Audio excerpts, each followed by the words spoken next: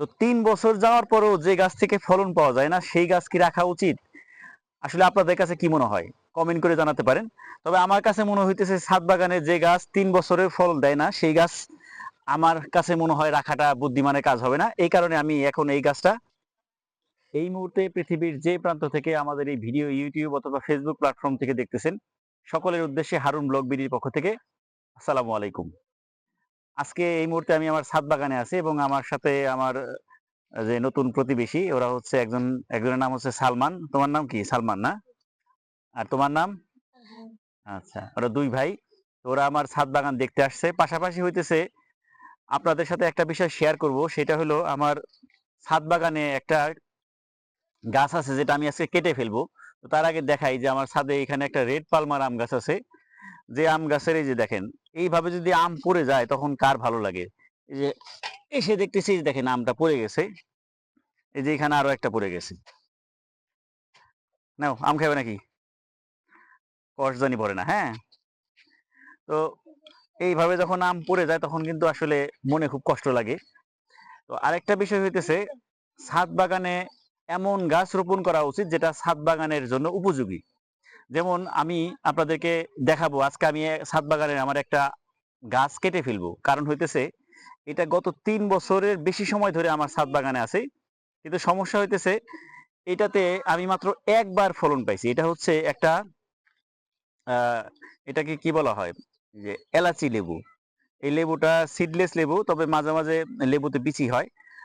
এটা আমি মাত্র একবার এটাতে ফলন ধরছে এবং এটাকে কিন্তু আমি অনেকবার দেখেন হার্ড প্রুনিং করে দিছি।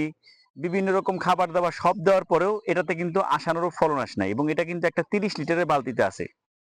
অথচ আপনারা যারা আমার ভিডিও রেগুলার দেখেন তারা কিন্তু জানেন যে আমার ছাদ বাগানে কিন্তু আরো অনেক লেবু গাছ আছে। ৩-৪ টা আছে যেগুলোতে কিন্তু আহ প্রায় সময় কম বেশি লেবু ধরেই। কিন্তু এটাতে ধরতেছেই না। তো পরবর্তীতে আমি যেখান থেকে এই লেবু চারাটা আনছি বা অন্যান্য চারাগুলো তো আমি একই জায়গা থেকে আনছিলাম, সেটা হলো মানিকগঞ্জের মুসলিম নার্সারি থেকে।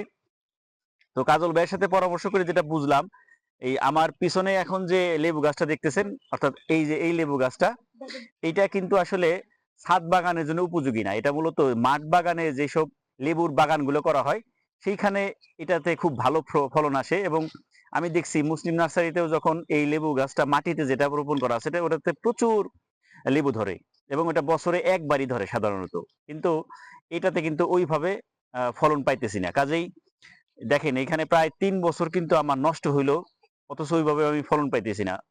আর যেহেতু ছাদ বাগানে আমার প্রচুর জায়গা নাই, দেখতে পাচ্ছেন যে ছাদে অনেক গাছপালা, কিন্তু সেই তুলনায় আমার যেহেতু জায়গা সংকট, কাজে যেটাতে ফলন হবে না সেটা আমার এখন রাখা হইতেছে এক ধরনের লসই বলা যায়। তো এই জন্য এটাকে লাস্ট সুযোগ হিসাবে হার্ড প্রুনিং করে দিছিলাম যে দেখি এবার ফুল আসে কিনা। কিন্তু যেহেতু ফুল আসতেছে না, কাজে এটা আমি এখন কেটে ফেলবো। আর আপনাদের সাথে শেয়ার করার উদ্দেশ্য হচ্ছে ছাদ বাগানে এমন গাছ রাখা উচিত যেটার থেকে আপনি খুব দ্রুত ফলন পাবেন এবং কারণ হতেছে ছাদ বাগানে মানুষ শখ করে একটা জিনিস রোপণ করে, সেটার থেকে যদি ফলন না পাওয়া যায় তখন কিন্তু আর ভালো লাগে না। তো ৩ বছর যাওয়ার পরেও যে গাছ থেকে ফলন পাওয়া যায় না সেই গাছ কি রাখা উচিত? আসলে আপনাদের কাছে কি মনে হয়? কমেন্ট করে জানাতে পারেন। তবে আমার কাছে মনে হইতেছে ছাদ বাগানে যে গাছ ৩ বছরে ফল দেয় না সেই গাছ আমার কাছে মনে হয় রাখাটা বুদ্ধিমানের কাজ হবে না। এই কারণে আমি এখন এই গাছটা কেটে ফেলবো এবং এটাতে প্রচুর কাটা হয় এই লেবু গাছটাতে। এই জন্য এই গাছটা আমি আর রাখবোই না।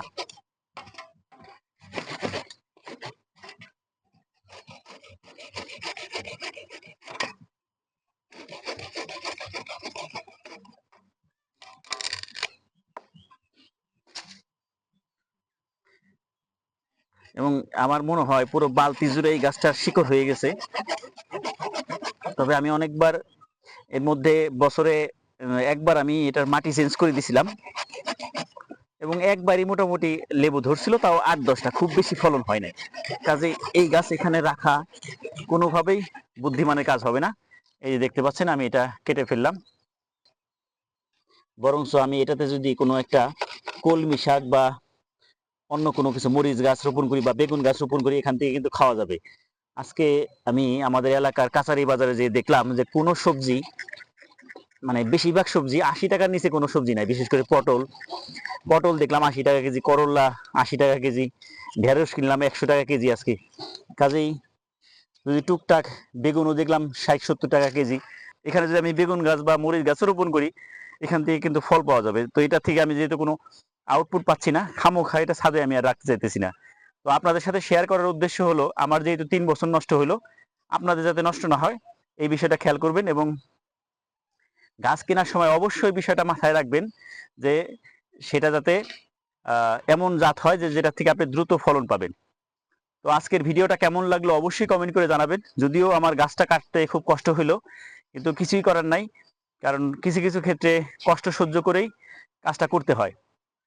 তো ভিডিওটা কেমন লাগলো অবশ্যই কমেন্ট করে জানাতে পারেন, এবং আমাদের এই হারুন ব্লগ বিডি চ্যানেলটা যদি আপনাদের কাছে ভালো লেগে থাকে তাহলে চ্যানেলটা সাবস্ক্রাইব করতে পারেন, এবং পাশে থাকা বেল আইকনটিতে ক্লিক করে রাখতে পারেন, কারণ আমরা কিন্তু প্রতি সপ্তাহে রেগুলার ভিডিও দেওয়ার চেষ্টা করি। তো ভিডিওগুলো রেগুলার পেতে হলে আপনার আমাদের চ্যানেলটা সাবস্ক্রাইব করতে হবে। তো ধন্যবাদ সবাইকে, আল্লাহ হাফেজ।